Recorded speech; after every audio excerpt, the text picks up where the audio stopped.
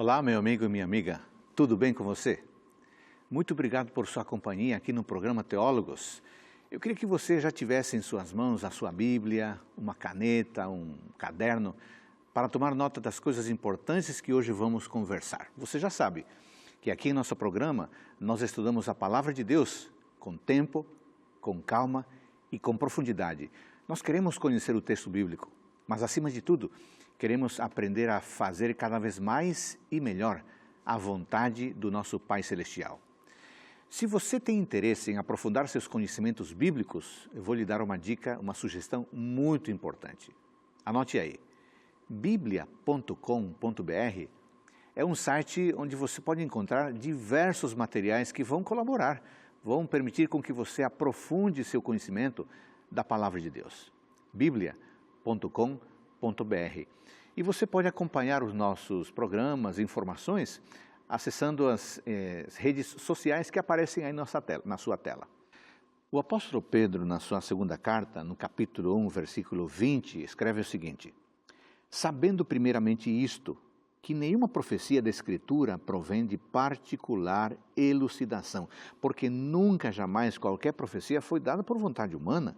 Entretanto, homens santos falaram da parte de Deus, movidos pelo Espírito Santo. O que o escritor bíblico sugere, embora aqui ele esteja falando de uma acusação que se fazia aos antigos profetas, de eles mesmos interpretarem seus sonhos e visões, mas o que ele está dizendo é que nenhuma profecia deve ter uma compreensão, uma interpretação particular. Uma das mais sérias dificuldades que as pessoas têm ao ler a Bíblia é querer atribuir à Bíblia a sua própria compreensão. Será que isso é correto? Que regras, que princípios fundamentais devemos seguir para interpretar a narrativa bíblica? Esta e outras perguntas importantes sobre esse tema serão respondidas hoje. Está começando Teólogos.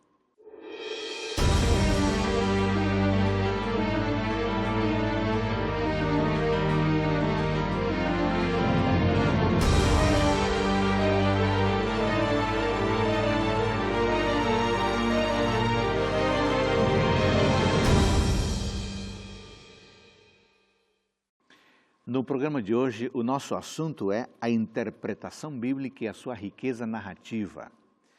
Esse tema é muito importante porque qualquer deslize nesse sentido vai nos levar a uma compreensão equivocada na Palavra de Deus. E a Palavra de Deus, a Bíblia, é um livro rico, é um livro antigo e há distâncias muito longas da perspectiva geográfica, da perspectiva cultural, da perspectiva linguística.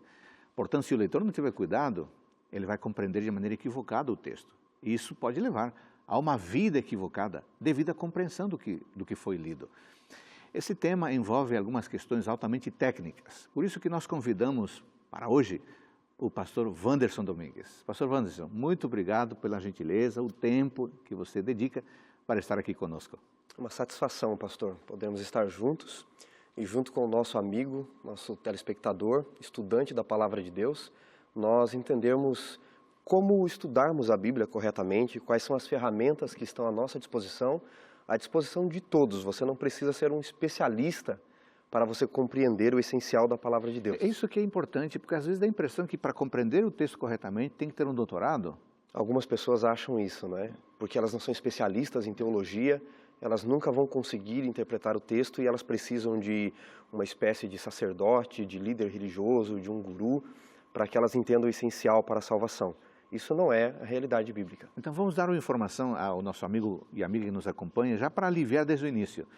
É possível ter ferramentas, um leitor comum pode ter acesso a ferramentas de maneira fácil para compreender o texto corretamente? Com certeza, pastor. É plenamente possível um leitor comum, ávido por estudar a Palavra de Deus, obviamente, ele ter as ferramentas necessárias à disposição dele para ele compreender de uma forma clara a vontade de Deus, baseado única e exclusivamente na sua palavra.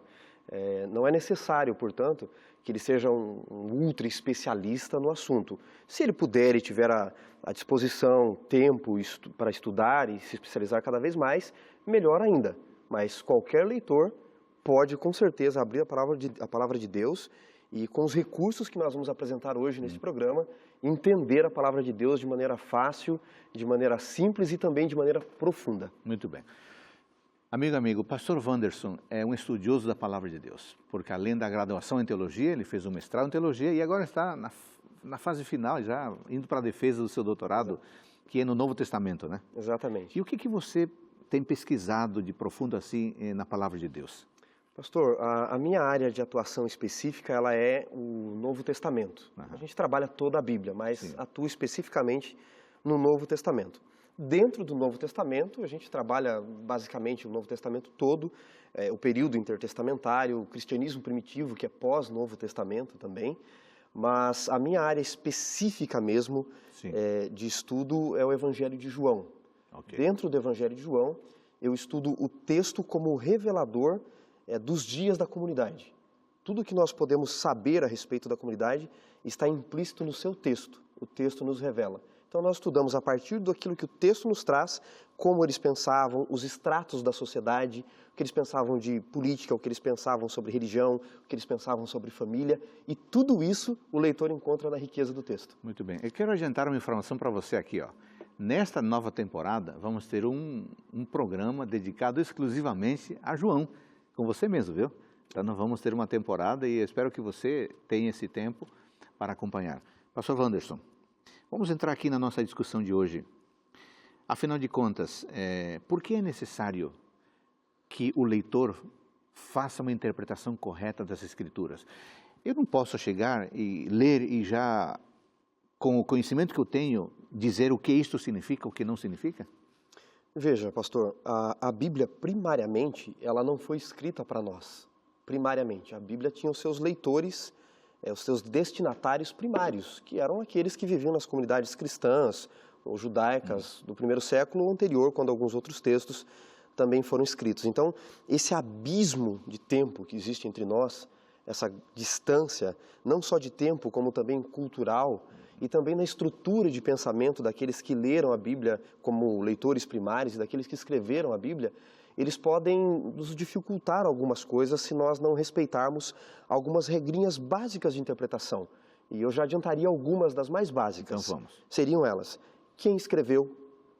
Me perguntar quem escreveu ajuda muito a entender o texto. Agora, tem horas que não está claro no texto quem é o autor. Tem horas que não é tão claro. Isso exige um pouco mais de leitura e de pesquisa. E nós vamos avançar para entender por que às vezes não está tão claro e pode nos ajudar no próprio texto a entender isso. Então, primeiro, quem escreveu, para quem escreveu. Por que é importante saber quem escreveu?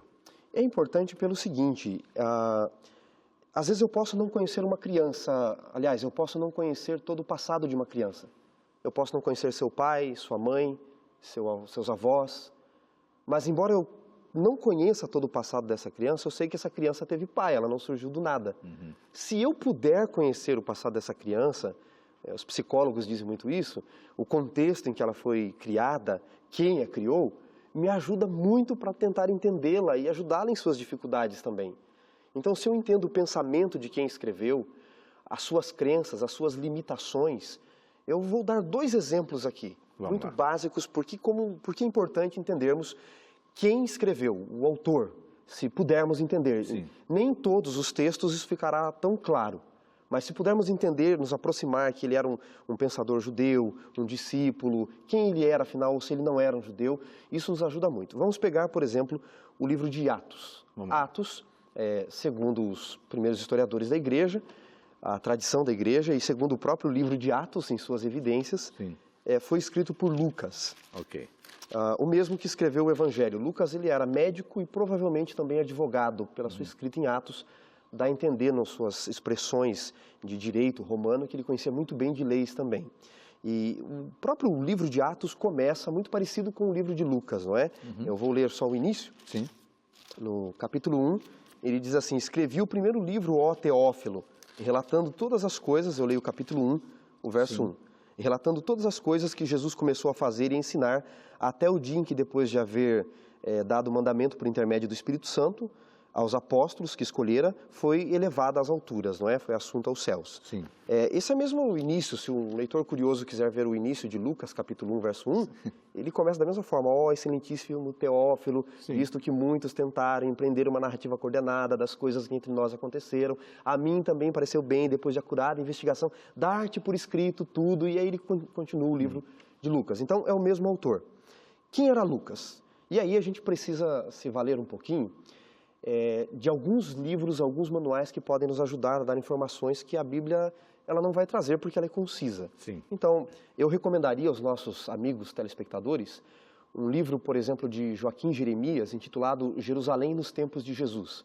Ele ajuda a entender muito o contexto da época, muito o ambiente que a Bíblia foi escrito, e indicaria alguns manuais, por exemplo, de especialistas que se dedicaram a estudar o livro de Lucas, de João, de Apocalipse. Alguém já fez isso por nós, Claro. e não fez da sua própria mente, ele pesquisou muito. Autores antigos como Flávio Joséfo, que escreveu o livro Guerra dos Judeus, História dos Judeus, dos Hebreus, também nos ajudam a entender muito. E artigos e livros que trazem também citações de historiadores, teólogos, líderes do primeiro século, tais como Irineu de Lyon, Papias, Tertuliano. Esses autores que viveram próximo ao primeiro século também declararam o que acontecia nos dias dele, o que eles pensavam de quem escreveu cada livro. Então eles sugerem, olha, quem escreveu o livro de Marcos foi Marcos, pelas pregações de Pedro, o livro de Lucas foi escrito por Lucas, amigo de Paulo. Eles fazem as suas sugestões também, e eles estão muito próximos da época em que a Bíblia foi escrita. Isso nos ajuda muito. Mas olhem só, entendendo que foi Lucas que escreveu o livro de Atos, há evidências no próprio texto e há evidências históricas. Eu entendo, pelas evidências históricas do próprio texto, que Lucas, segundo Paulo fala, ele era um gentio convertido ao cristianismo, um converso de Paulo. Isso. Ele não era um judeu de nascença. Quando eu entendo que Lucas não era gentio, eu já começo a entender, por exemplo... Que Lucas era um gentio. Isso, desculpe, que Lucas era um gentio e não um judeu. Eu começo a entender por que Lucas, no seu evangelho, ele é muito próximo dos rejeitados. Porque Lucas, no livro de Atos, ele dá muita ênfase ao ministério de Paulo para com os gentios, e de que não é importante a circuncisão para a salvação, porque Lucas entende isso por ser gentio. E há um detalhe interessante no livro de Atos que eu gostaria de mencionar. No capítulo 1, logo na introdução do livro, a partir do verso 21, Lucas narra que os apóstolos, especialmente Pedro, eles queriam escolher um 12º apóstolo para ocupar o lugar de Judas Iscariotes, que havia cometido suicídio. E Pedro diz, é necessário, no verso 21, que dos homens que nos acompanharam desde o tempo que o Senhor andou entre nós, começando no batismo de João até os dias que dentre nós foi levado às alturas, um destes se torne testemunha conosco da ressurreição. E propuseram 2 nomes, José, Barsabás, chamado de Justo, e Matias. Para um pouquinho, nosso amigo telespectador. Tenta entrar na mente do autor. Lucas, ele é um gentio. Ele é rejeitado pelos judeus nesse momento que a igreja está vivendo uma turbulência de acepção de pessoas, onde a igreja ainda está começando a amadurecer alguns conceitos do cristianismo. E eles ainda erravam em muitos detalhes. E Lucas, para mostrar como na mente de alguns havia acepção de pessoas, ele é sutil aqui no texto e nos mostra algo que, se eu não pensar através da mente do próprio autor, quem é o autor, eu não vou conseguir entender. Às vezes também a questão da tradução não permite muito. Mas olha que interessante. Quando ele propõe 2 nomes, José, Barsabás, cognominado Justo, e Matias, quem que você espera que os discípulos escolham? José, porque ele tem muito mais qualidades descritas no texto. Porque aí diz assim, ó, e Matias? Não tenho o que falar de Matias. Mas de José tinha muito o que falar. Esse provavelmente, pastor, seja o José Barnabé, amigo de Paulo, que vai dar todo o apoio a Paulo. Só que Lucas, ele é detalhista sutil aqui, porque quando ele chama José Barsabás de Justo, o texto de Atos foi escrito em grego, e justo em grego é de Kaios. Mas ele não escreve o de Kaios, ele escreve o Justos. E Justos é justo em latim, não em grego. Por que Lucas, escrevendo em grego, não transliterou, não traduziu? Porque ele queria mostrar o seguinte, esse homem não foi escolhido, porque ele era latino. E ele deixa isso na acepção de quem ele é como autor. Ele não é judeu como eu. Então ele já mostra algumas discrepâncias que a igreja vai conseguir entender, se arrepender e mudar depois, é óbvio. Mas veja que entender Lucas nos ajuda a entender o texto. É um autor que sofre preconceitos e começa desde o início mostrando que outros sofriam também. Interessante. Isso só é possível quando a pessoa, então, tem esses detalhes, né? Você mencionou alguns livros, eu queria mencionar para o nosso amigo telespectador aqui uma Bíblia, chamada Bíblia de Estudo Andrews, que você facilmente pode adquirir. essa Bíblia, pastor Wanderson, ela tem algumas ferramentas que você mencionou rapidamente. Tem uma introdução, tem uma sugestão de quem é o autor, qual é o público-alvo do livro, Exato. e enfim, a data e depois um esboço. É uma maneira também de facilitar a compreensão do leitor. Ajuda muito. Agora, quando nós falamos de interpretação do texto, nós chegamos a uma palavrinha que é comum naqueles que estudam a Bíblia, que é hermenêutica. O que é hermenêutica? Qual a importância da hermenêutica no estudo da palavra de Deus? Muito bem. Muitos dos nossos amigos devem ter ouvido falar, né, de hermenêutica o tempo todo. Inclusive, se algum telespectador nosso for formado na área de direito, o direito usa o tempo todo a ciência da hermenêutica. A hermenêutica é uma ciência da interpretação. Ela se chama hermenêutica porque ela vem do mito grego do deus Hermes, aquele deus com asas nos pés, que ele pegava a mensagem dos deuses e ele interpretava para os seres humanos entenderem a mensagem dos deuses. Então, a partir deste mito do deus Hermes, muitos estudiosos, posteriormente, na ciência da interpretação, chamaram essa ciência da interpretação de entender a mensagem, decodificar a mensagem, de hermenêutica, né, que é essa ciência da interpretação. A hermenêutica ela se vale de diversas ferramentas, como eu disse.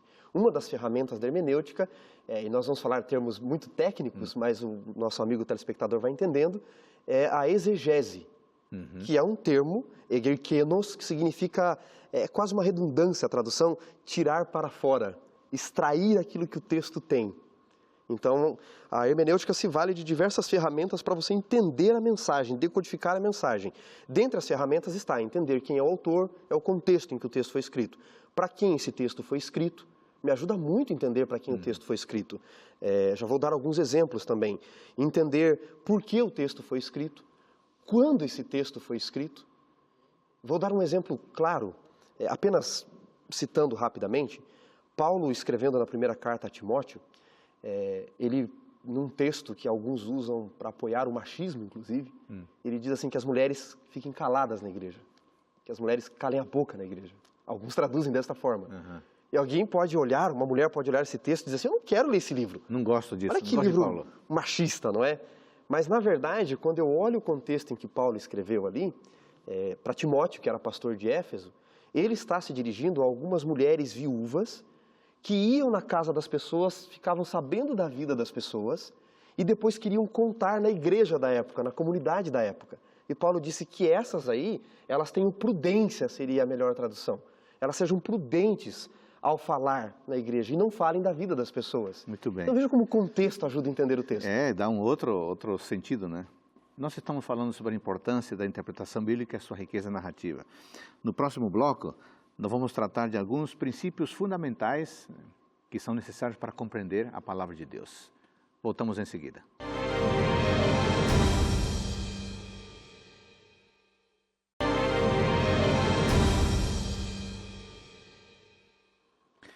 No programa de hoje estamos falando sobre a importância da interpretação bíblica e a sua riqueza narrativa. Pastor Wanderson, no bloco anterior você mencionou como é necessário conhecer o texto, conhecer o autor do texto, o público-alvo. Agora, eu tenho uma curiosidade que talvez o nosso amigo também tenha. O que é mais importante? É você conhecer o texto? É você conhecer o autor? O contexto? Ou o mais importante é o leitor? Ou é uma junção de tudo isso? Uma excelente pergunta, pastor, que deve estar na mente de muitos dos nossos amigos. O que é mais importante? É o autor? Porque alguns ignoram o autor. Eu não quero saber do autor, esse autor nem existiu. Há especialistas em Bíblia que dizem isso, inclusive. Não existiu fulano, não existiu ciclano, os autores bíblicos. Outros dizem, não, o importante é conhecer o contexto para que eu possa entender o texto. Outros dizem, não, o que me importa é o texto, é a única coisa que eu tenho hoje. Veja, depende. Nós temos que ter uma visão equilibrada nesse assunto de interpretação. Todos são importantes. Alguém escreveu o texto. Ainda que eu tenha dificuldade de entender quem é o autor, ainda que eu não consiga encontrar a resposta de quem é o autor, por minhas limitações ou da própria história, eu sei que um texto não surgiu do nada. Claro. Né? Ex nihilo nihilo fit. Não. Do nada, nada se faz. Sim. Já diziam os latinos, não é? Então é importante conhecer, sim, o contexto, o autor, quem produziu. Agora, se de todas essas opções, autor, texto, contexto e texto, eu pudesse escolher uma apenas, qual eu escolheria? Eu, particularmente, Wanderson, teólogo, eu escolheria o texto. Por quê? Por que eu escolheria o texto? Veja, eu repito, todos são importantes. É importante que eu conheça todo o contexto, o autor do texto, tudo isso é importante.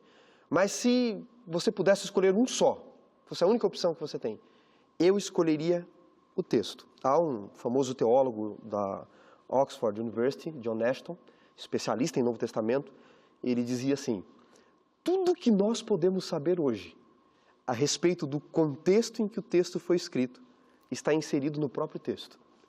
Que na pior das hipóteses é falsa e na melhor delas é verdadeira. Olha que profunda essa citação dele. Veja, você pode até não acreditar no texto, ou você pode aceitar e acreditar no texto, mas ainda assim a única coisa que você tem é o texto em seu próprio mundo. Aí nós entramos no conceito de metanarrativa, que é a narrativa dentro da narrativa. O texto cria o seu próprio mundo. E ainda que você não acreditasse, o texto é verdadeiro em si. Porque quando você lê, você entra dentro do próprio texto. Mas é mais do que isso, a importância do texto.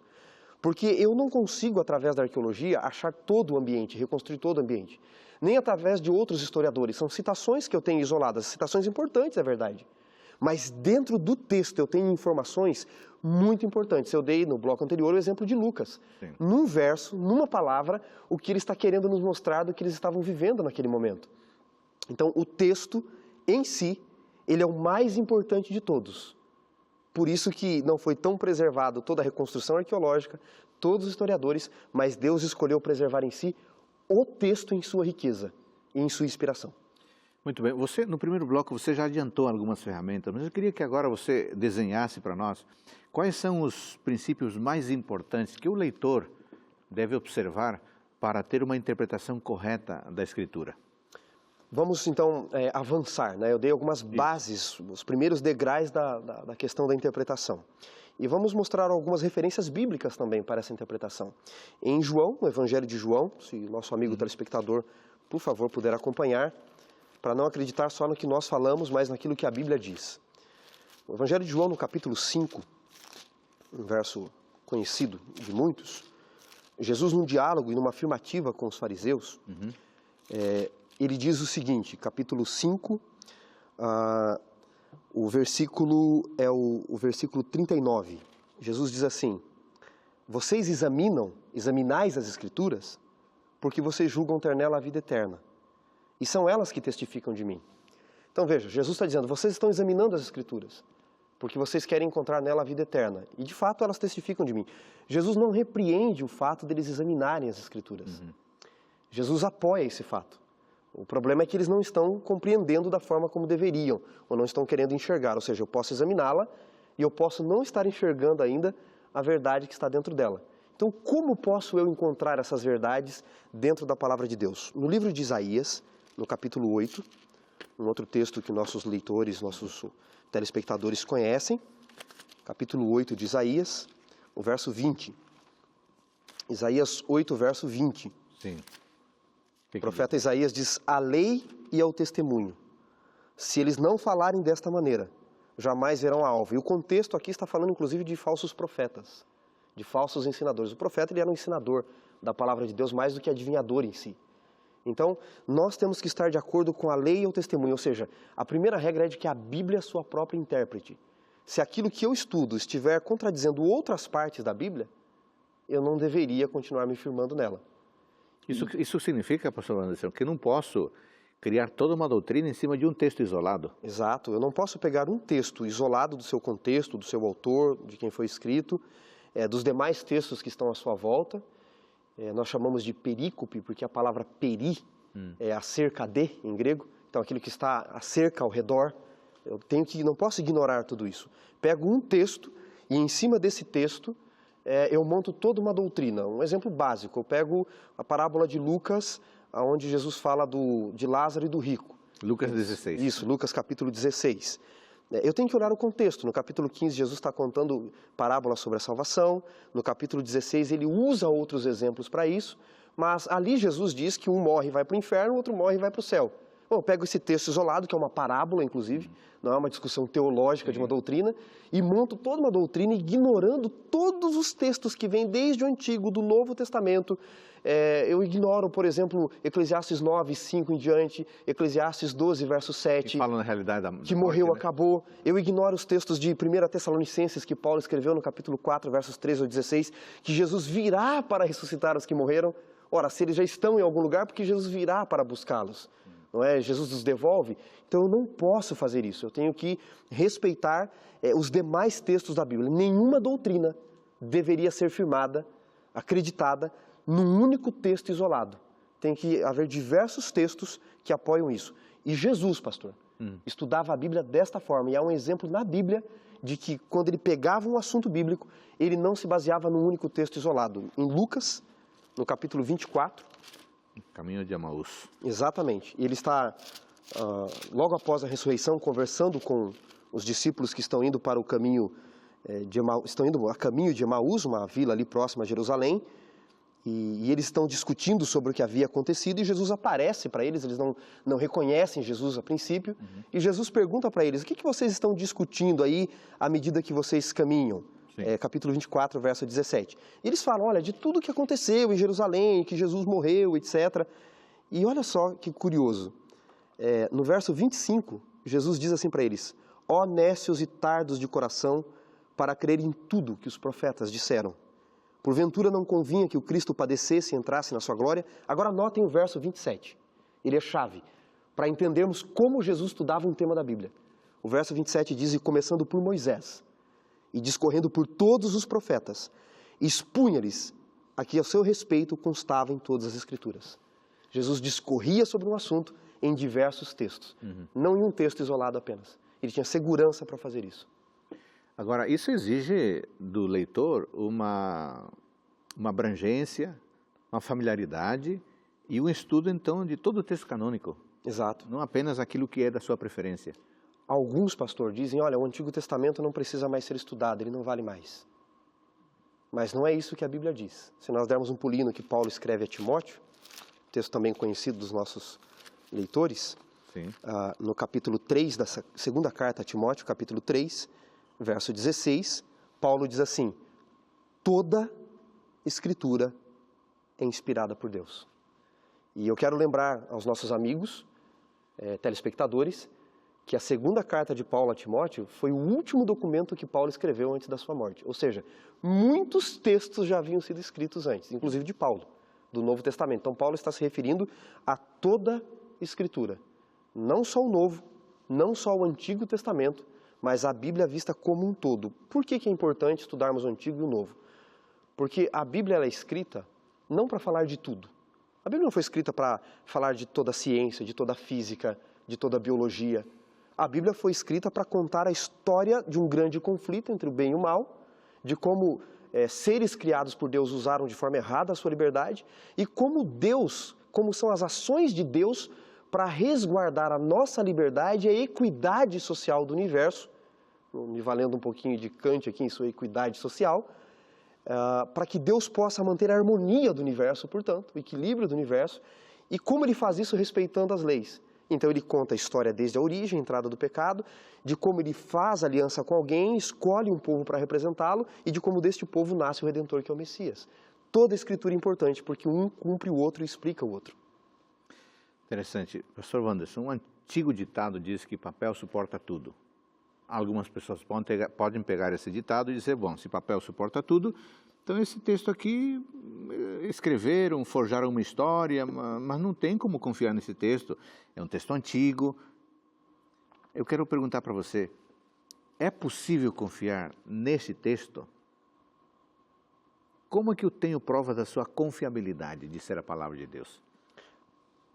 Essa é uma pergunta que eu ouço sempre. Eu sou professor de teologia, tenho dado aula em extensões em teologia. Nós temos na região do ABC Paulista 2 cursos de teologia vinculados ao NASP de extensão de 2 anos. Mas conta um pouquinho disso que você estava nos bastidores me contando aí. Hoje eu desempenho diversas funções dentro do nosso sistema da nossa igreja. Um deles é ser professor de teologia. Quando o NASP me convida, esporadicamente eu dou algumas aulas no mestrado, no curso de extensão de férias. E nós temos um curso vinculado ao UNASP, no Colégio Adventista de Santos e no Colégio Adventista de Santo André. O curso dura 2 anos, com o diploma do UNASP, reconhecido pelo MEC, um curso de extensão em teologia. Recebemos ali líderes adventistas de diversas igrejas. E vamos abrir um curso agora para o próximo ano, em 2019, em São Bernardo do Campo. E os nossos amigos evangélicos, líderes de igreja, estão convidados também. Vamos, na cidade de São Bernardo? Isso, em São Bernardo do Campo, na Avenida Senador Flacker, número 443. Um curso com custo baixíssimo, irrisório chega a ser, para que os nossos amigos possam ter habilidade cada vez maior de manusear a palavra de Deus. É um curso aberto a todos. Excelente, muito bom. Mas então aí você abre a Bíblia, estuda a palavra de Deus e você ouve perguntas da confiabilidade do texto? É uma das primeiras perguntas. Como posso, jovens universitários perguntam isso, como eu posso confiar nesse texto? O papel aceita tudo. E se foi adulterado, se foi mudado, se o autor que escreveu também colocou o que ele achava e não existiu nada daquilo, afinal, diz um ditado, quem conta um conto, aumenta um ponto, não é? Então, foram alterando o texto. Como eu posso ter certeza? Pastor, dentro da minha área que eu leciono, uma das matérias que eu leciono é crítica textual. E a crítica textual, para quem não entende, que se vale de uma ferramenta que eu falei, a exegese, que é extrair do texto que ele tem, essa crítica textual, o grande trabalho, o grande foco é exatamente mostrar se esse texto é confiável ou não é. Então veja, nós não temos mais o autógrafo, o livro que Mateus escreveu, João escreveu, eles se perderam ao longo dos séculos. O que nós temos? Nós temos cópias antigas, e nós temos mais de 5.500 cópias antigas, entre papiros e pergaminhos, e cada vez se encontra mais. Alguns deles muito, muito próximo do tempo que o livro foi escrito. Por exemplo, o P75 e o P52, que são porções do Evangelho de João, eles datam do ano 125 depois de Cristo. Contando que o Evangelho foi escrito terminou por volta do ano 100, esse pedaço, essas porções do Evangelho foram escritos muito próximos. Mas mais que isso, as pessoas não brincavam com o texto bíblico.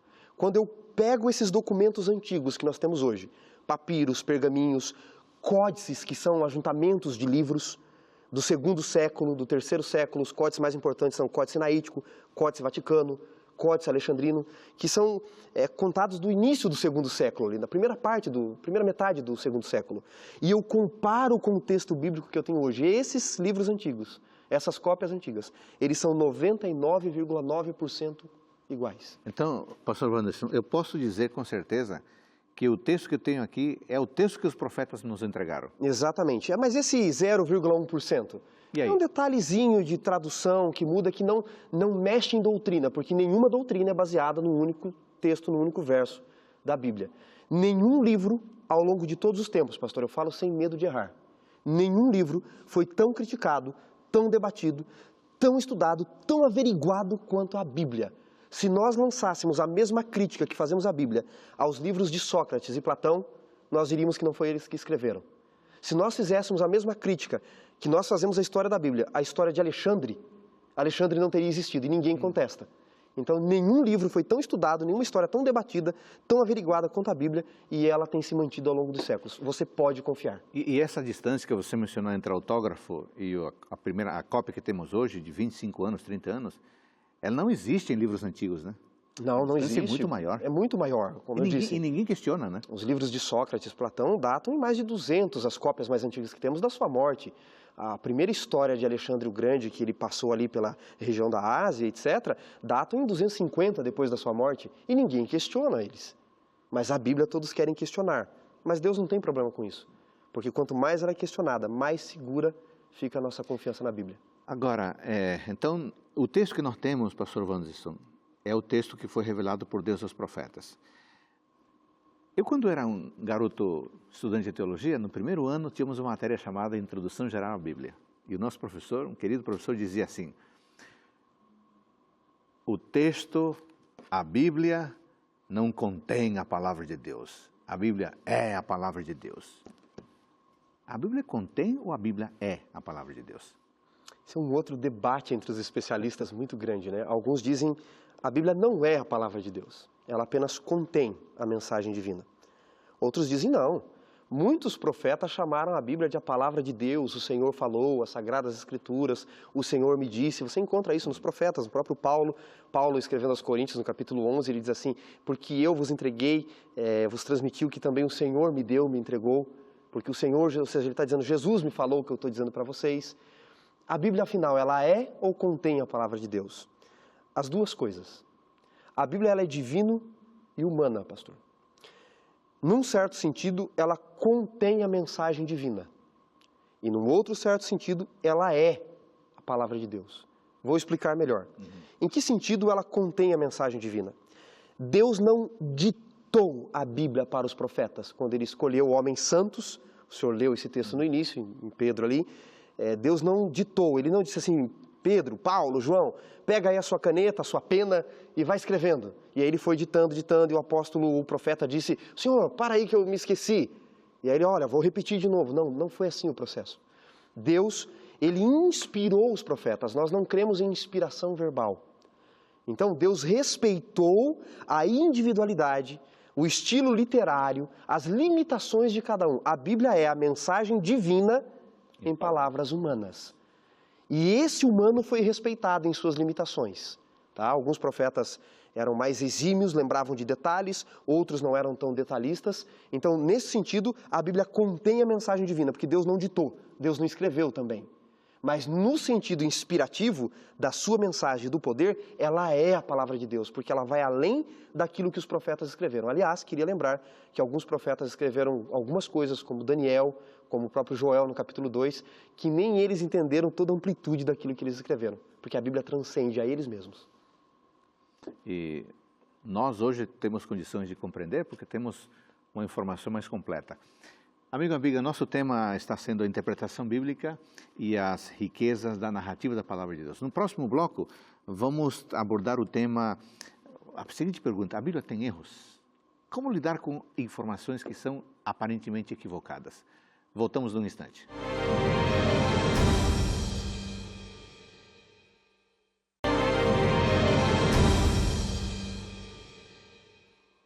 No programa de hoje, o nosso tema é a interpretação bíblica e a sua riqueza narrativa.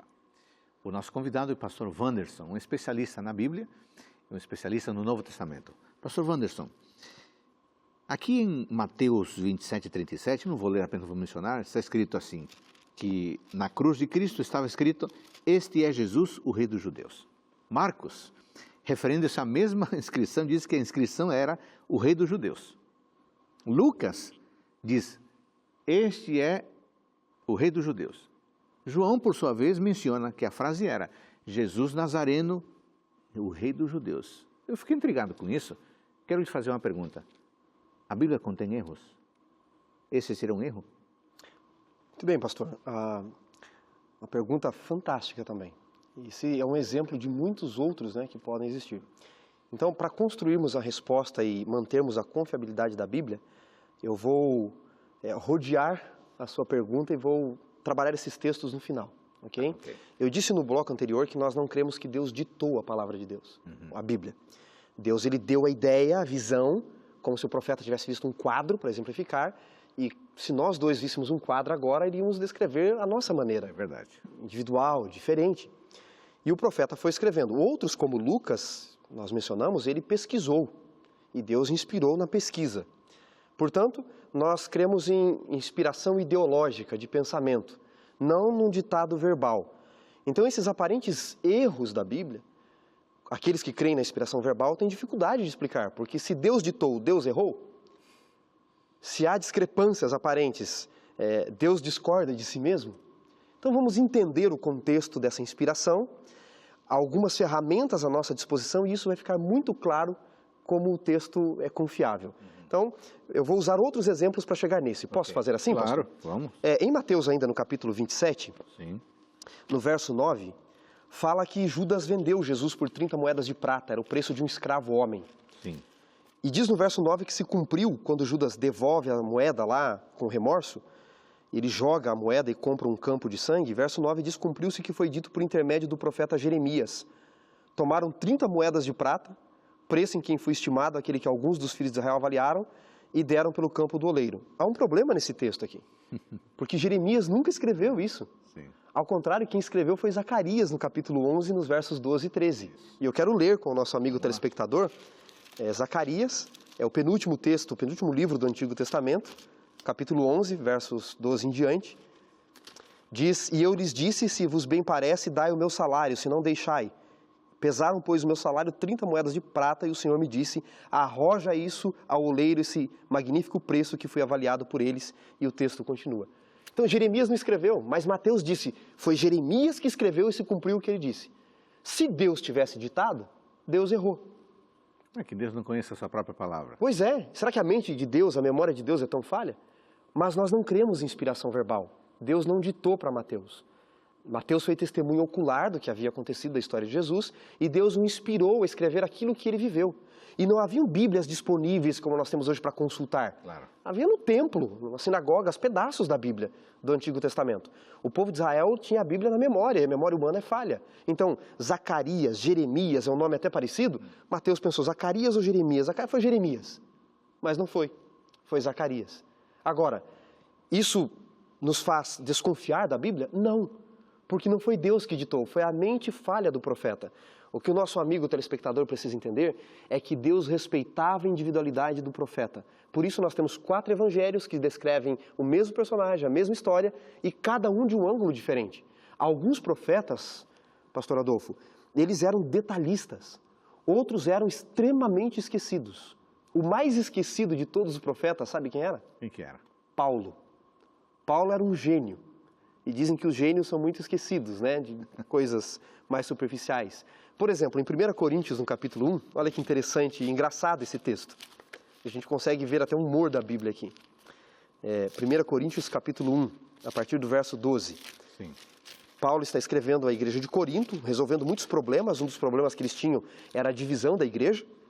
E Paulo escreve o seguinte, eu me refiro, verso 12, ao fato de vocês estarem divididos. Um diz eu sou de Paulo, outro diz eu sou de Apolo, outro diz eu sou de Quefas, e outro diz eu sou de Cristo. E ele diz, acaso está Cristo dividido?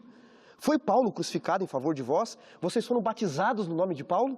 E ele diz assim, eu dou graças a Deus que eu não batizei ninguém aí. Veja, ele diz ninguém. Só que ele está escrevendo em pergaminho, pergaminho é caro, escrever era muito caro naquela época, não tinha corretivo para pagar, e aí ele lembra. Ele diz, exceto Crispo. Ninguém. Aí ele diz, e quem mais? Gaio. Para que ninguém diga que foi batizado no meu nome. Aí ele lembra de novo. Verso 16, eu batizei também toda a casa de Estéfanas. E ele diz assim, se eu batizei mais alguém eu não me lembro e não me importa. O que importa é que Cristo não está dividido. Percebeu? Deus está respeitando as limitações da memória de Paulo. Porque Deus dá ideia de pensamento, Deus não dita. O mais minucioso dos profetas, no entanto, sabe quem era? João. João, ele é detalhista, ele escreve seu evangelho 60 anos aproximadamente depois ele começa a escrita do evangelho, de tudo o que aconteceu. No capítulo 2, no verso 6, quando ele vai narrar o milagre das bodas de Caná, ele diz ali que tinham 6 talhas, e em cada uma cabia 2 ou 3 metretas. No capítulo 21 de João, no verso 11, ele diz, Simão Pedro arrastou a rede para a terra cheia de 153 peixes grandes. Se fosse Paulo escrevendo, ele diria, tinha uns 500 peixes, eu não sei, não me interessa o número. Então, alguns profetas eram detalhistas, outros eram mais esquecidos. Deus respeitava isso? Deus respeitava, porque Deus não ditou. Deus preferiu falar através da linguagem humana. Dito isso, pastor, essas discrepâncias da cruz, por exemplo, porque um diz, este era o rei dos judeus, este é Jesus, o rei dos judeus, este é Jesus o Nazareno, o rei dos judeus. Porque Lucas, se nós formos dar um pulinho no Evangelho de Lucas, sim, ele nos acrescenta um detalhe, no mínimo interessante, capítulo 23. Isso. Lucas, capítulo 23. Quando ele descreve ali a cruz, o versículo 38, ele diz assim, também sobre ele estava esta epígrafe, em letras gregas, romanas e hebraicas. Este é o rei dos judeus. Então Lucas nos dá um detalhe. Não estava só escrito, este é Jesus, este é o rei dos judeus. Estava escrito em várias línguas.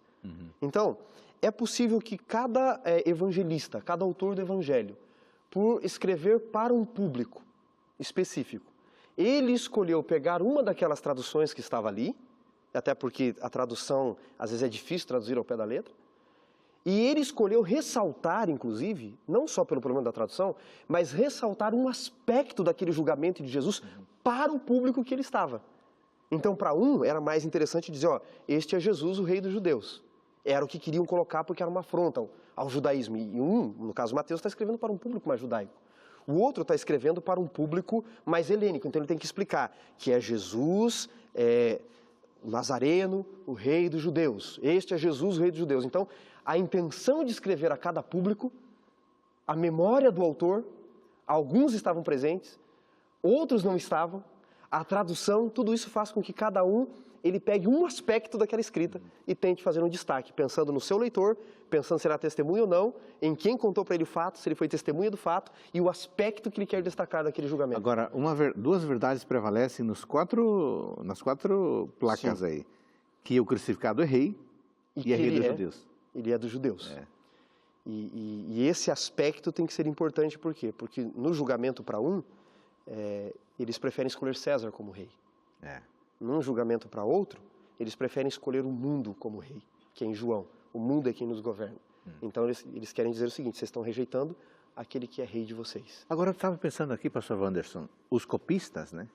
Quem foi reproduzindo o texto ao longo das gerações, eles foram tão honestos que deixaram essas marcas lá, né? Poderiam ter arrumado. Sim. Quando a gente trabalha pergaminhos antigos, é preciso hoje autorização de museus para trabalharmos. Às vezes a gente pede autorização para o British Museum, entre outros, para você poder ler esses pergaminhos antigos. E você observa, se alguém for visitar esses museus que tem esses pergaminhos, anotações na margem. Eles eram muito fiéis ao texto. Essas anotações na margem, chamada de inserções, de acréscimos, de variantes textuais, foram colocadas ali com observações. Com o passar do tempo, alguém colocou no meio do texto entre colchete com observações. Mas quando foram traduzir para outras línguas, algumas versões, infelizmente, arrancaram esses colchetes, outras preservam. Uma variante textual muito famosa, uma das mais famosas, está no Evangelho de Mateus. Queria ler com o nosso amigo telespectador, porque há uma discrepância entre algumas Bíblias da oração do Pai Nosso, no capítulo 6. Sim, verdade.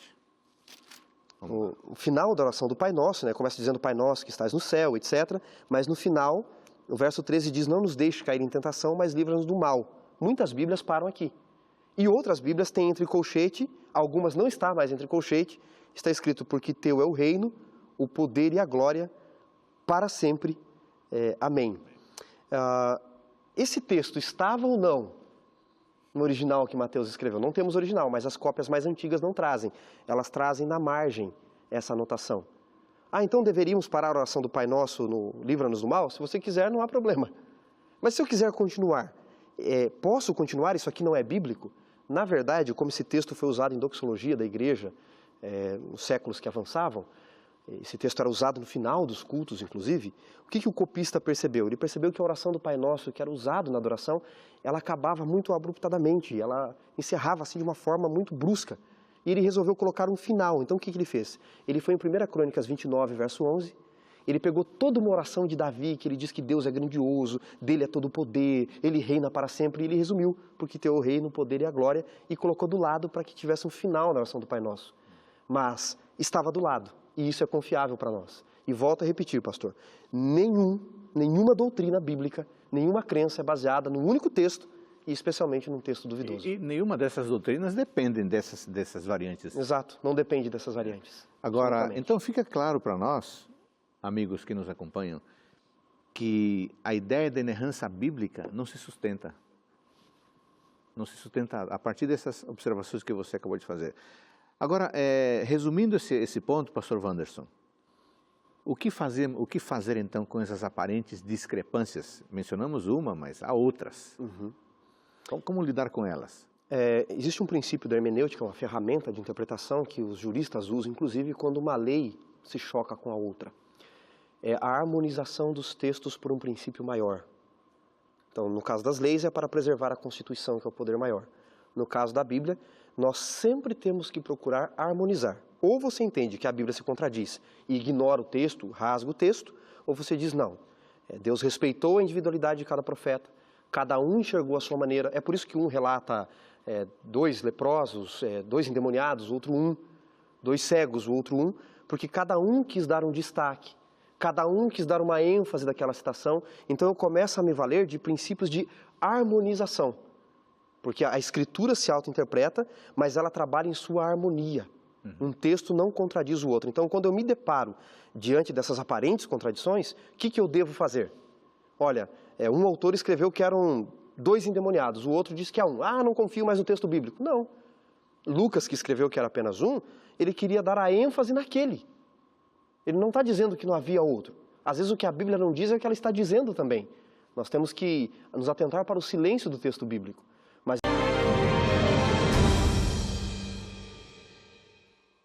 No programa de hoje, o nosso tema é a interpretação bíblica e a sua riqueza narrativa. O nosso convidado é o pastor Wanderson, um especialista na Bíblia e um especialista no Novo Testamento. Pastor Wanderson, aqui em Mateus 27 e 37, não vou ler apenas, vou mencionar, está escrito assim, que na cruz de Cristo estava escrito, este é Jesus, o Rei dos Judeus. Marcos, referindo-se à mesma inscrição, diz que a inscrição era o Rei dos Judeus. Lucas diz, este é o Rei dos Judeus. João, por sua vez, menciona que a frase era, Jesus Nazareno, o Rei dos Judeus. Eu fiquei intrigado com isso. Quero te fazer uma pergunta. A Bíblia contém erros? Esse seria um erro? Muito bem, pastor. Uma pergunta fantástica também. Esse é um exemplo de muitos outros, né, que podem existir. Então, para construirmos a resposta e mantermos a confiabilidade da Bíblia, eu vou rodear a sua pergunta e vou trabalhar esses textos no final, ok? Eu disse no bloco anterior que nós não cremos que Deus ditou a palavra de Deus, a Bíblia.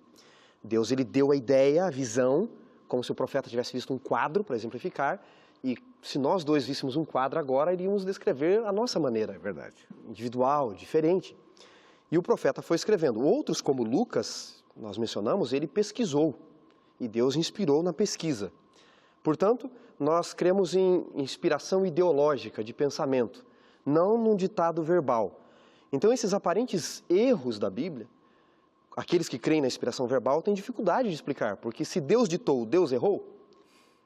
Se há discrepâncias aparentes, Deus discorda de si mesmo? Então, vamos entender o contexto dessa inspiração, algumas ferramentas à nossa disposição, e isso vai ficar muito claro como o texto é confiável.